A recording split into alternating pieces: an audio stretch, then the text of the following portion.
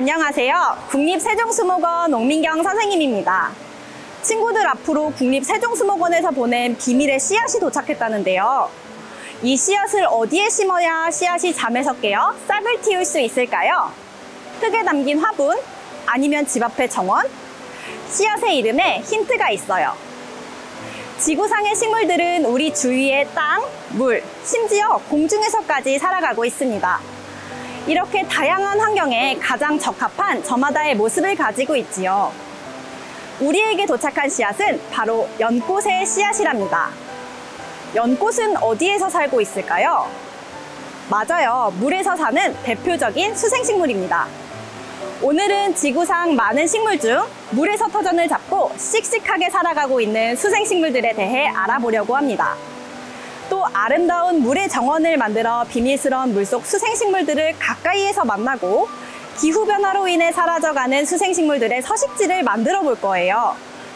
그럼 첨벙첨벙 수생식물들을 만나러 가볼까요?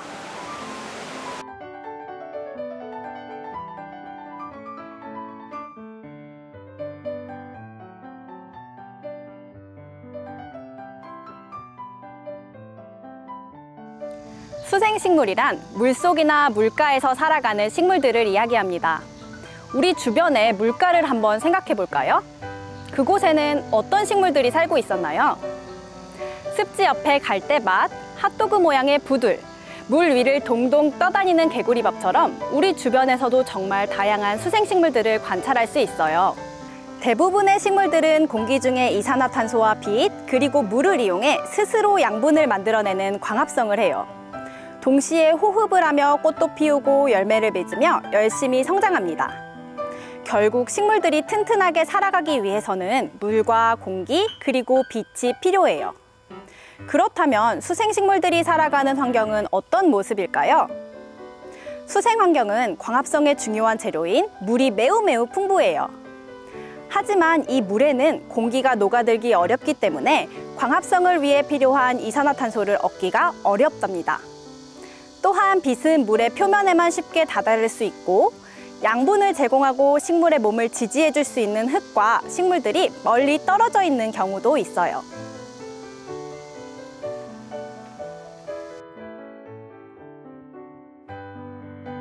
이렇게 다른 환경에서 살아가기 위해서는 그에 맞는 전략들이 필요해요.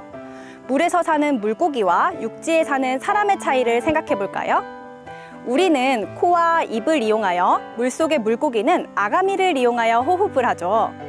이처럼 생물들은 각자가 살아가는 환경에 적응한 특징들을 가지고 있어요.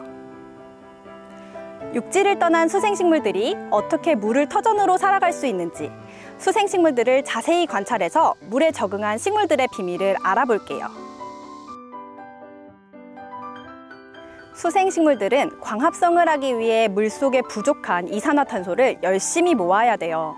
우리가 코를 통해 숨을 쉬는 것처럼 식물에도 잎에 기공이라는 숨풍엄을 만들어 이산화탄소를 받아들이고 있습니다. 물 위에 잎이 떠 있는 식물들은 잎을 더 넓게, 숨구멍을 더 많이 만들어 공기를 효율적으로 모으고 있습니다. 하지만 기공이 열리면 기공을 통해 식물에 필요한 물이 날아가기도 해요. 그래서 육상식물들은 물이 날아가는 것을 최소화하기 위해 상대적으로 빛을 덜 받는 잎의 뒷면에 기공을 위치시킨답니다. 하지만 물 위에 잎을 띄우고 살아가고 있는 수생식물들은 물이 날아가도 걱정이 없어요. 따라서 잎 윗면에 수많은 기공들을 만들어 이산화탄소를 모으는 데만 집중할 수 있죠. 또한 잎이 물속에 잠겨있는 식물들은 기공이 아닌 온 몸을 통해 몸에 녹아있는 이산화탄소를 흡수하기도 합니다. 수생식물들은 받아들인 공기를 물속의 줄기와 뿌리까지 잘 전달해 줄 수 있는 통로인 통기 조직을 발달시켜요. 예를 들어 우리가 반찬으로 먹는 연근의 구멍 역시도 잎을 통해 흡수한 공기를 땅속 깊은 곳까지 배달시키는 공기의 통로예요. 이러한 통기 조직들 덕분에 식물들의 무게는 점점 가벼워지고 물 위에 동동 뜰 수도 있게 된답니다. 수생식물들은 물속에서 자라기 때문에 강렬한 햇빛을 피할 수 있어요.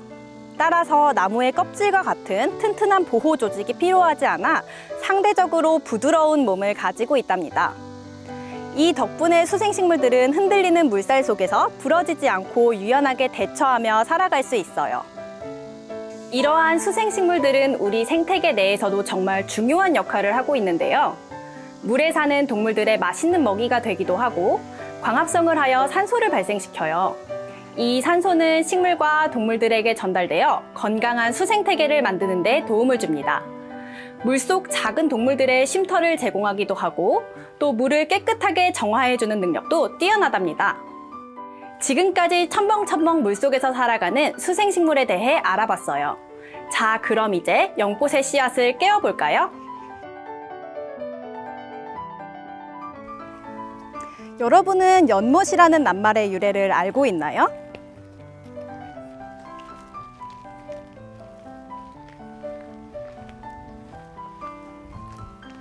연이 살고 있는 못, 웅덩이라고 하여 연못이라는 이름이 생겼다고 합니다. 우리 조상들이 사랑한 수생식물인 연꽃, 우리도 이제 아름다운 물의 정원, 연못을 한번 만들어 볼까요?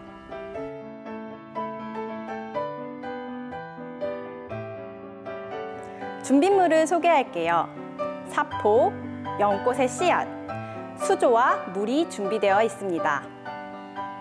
먼저 연꽃 씨가 싹을 틔우고 나올 수 있도록 단단한 껍질을 제거해 줄 거예요. 그럼 키트 속에 있는 사포를 이용해서 씨앗의 끝부분을 갈아 씨앗이 싹이 틀 수 있도록 도와줄게요.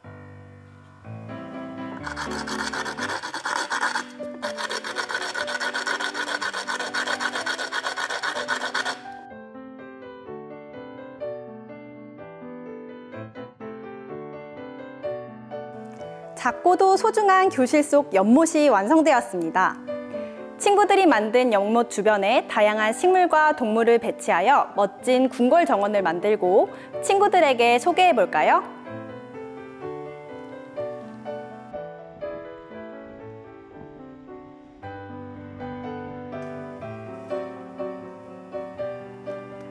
연못을 생각하면 떠오르는 장소가 있나요?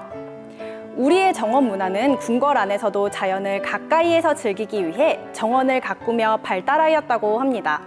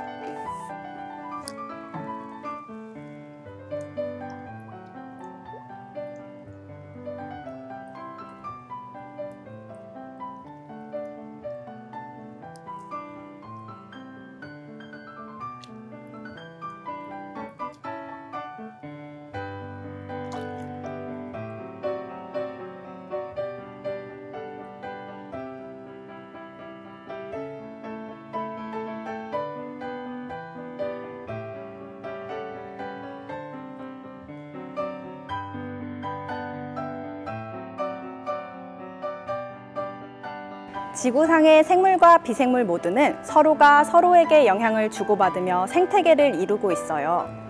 이 생태계는 스스로 평형을 유지하고 또 조절하는 능력을 가지고 있지요. 하지만 뜨거워지는 지구로 인해 생태계의 조절 기능이 망가지고 있다는 걸 알고 있나요?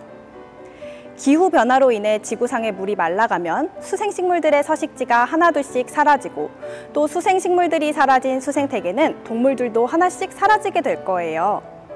우리 주위의 아름다운 물의 정원을 지키기 위해 우리는 어떤 것을 할 수 있을까요? 친구들, 탄소 중립이라는 말을 들어봤나요? 우리가 배출한 이산화탄소만큼 다시 흡수해서 실질적인 배출량을 0, 중립 상태로 만드는 것을 이야기합니다. 화석 연료의 대체 에너지를 개발하고 이산화탄소를 흡수해주는 숲을 조성하는 등 우리도 지구의 구성원으로서 생태계를 지키기 위해 노력해야 합니다. 이렇게 지켜낸 숲과 흙, 그리고 물은 다시 우리 생물들이 살아갈 수 있는 터전을 마련해 줄 거예요. 자, 그럼 우리가 생활 속에서 실천할 수 있는 것들을 한번 찾아볼까요? 오늘은 물속에서 살아가고 있는 수생식물들에 대해 알아보고 또 아름다운 물의 정원을 만들어 보았어요. 연꽃씨가 싹을 틔우고 잎을 피우는 과정들을 관찰하며 이 아름다운 궁궐정원의 이야기를 들어보세요. 또 연꽃을 시작으로 개구리밥, 미니수련처럼 다양한 모습의 수생식물들을 이 연못에서 키우며 수생식물들과 친해지는 시간을 가져보길 바랄게요. 작은 연못을 시작으로 우리 주변에 있는 수생식물들에 대해 관심을 가지고 또 다양한 수생식물들이 건강하게 살아갈 수 있도록 우리 수생태계를 지켜내기 위한 노력을 함께해요. 그럼 다음 시간에 또 만나요. 안녕!